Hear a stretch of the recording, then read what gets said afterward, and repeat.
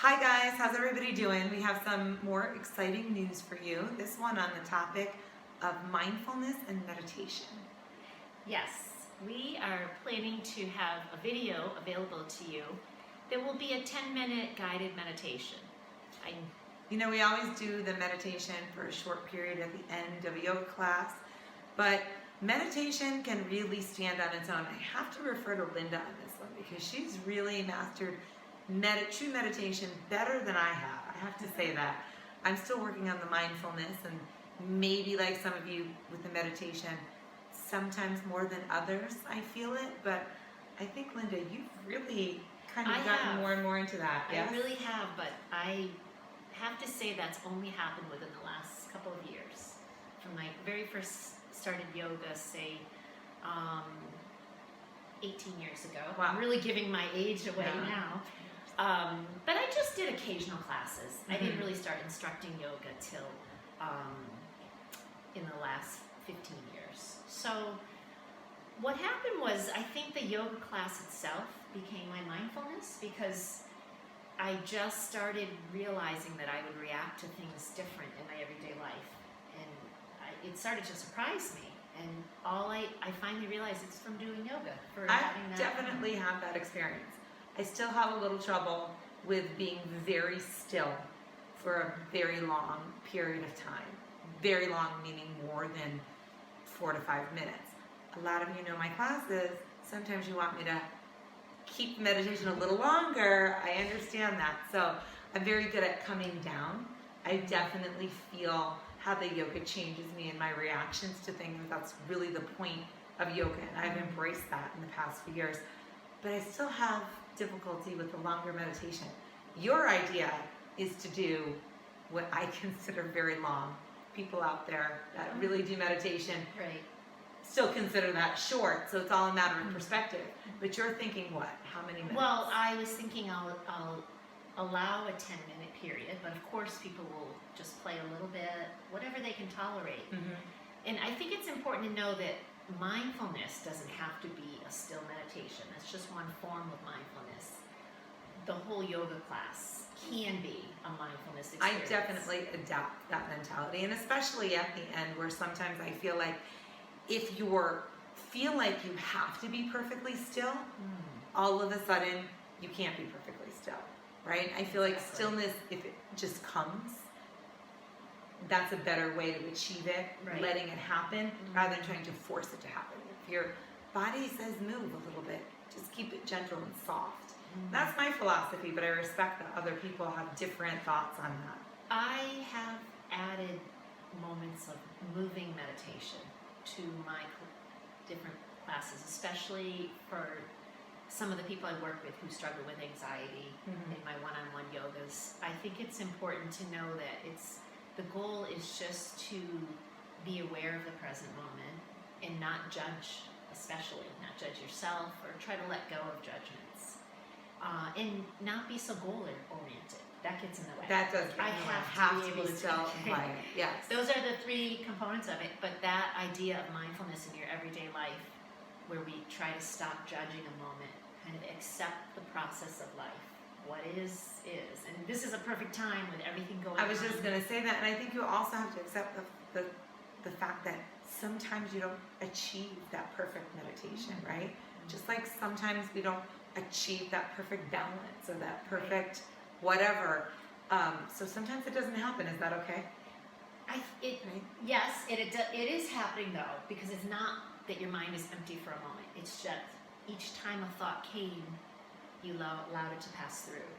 And then the thought itself, you gain some space from. So that's what. And that's a good point too, because our mind is never really empty, right? Or never really shut down. If you think about it, even when we're sleeping, we're dreaming. You don't want your mind to be completely empty. So I think just a peaceful place, no matter what is coming in and out of your mind. So for some people, this could be even more challenging than a yoga class. Yes. Yes, that's. I wanted to bring the point up that beginner yoga is often really simple poses that people stay in for long periods of time. And it's important to know that that is very advanced yoga in terms of mindfulness and meditation. So the very busy flowing yoga, vinyasa styles, Mhm. are really advanced on the body. On the physical.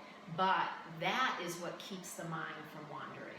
All that movement and focus on attention, and even your adrenaline gets up and you may get breathless and sweaty. Lots of exercise does Right. that.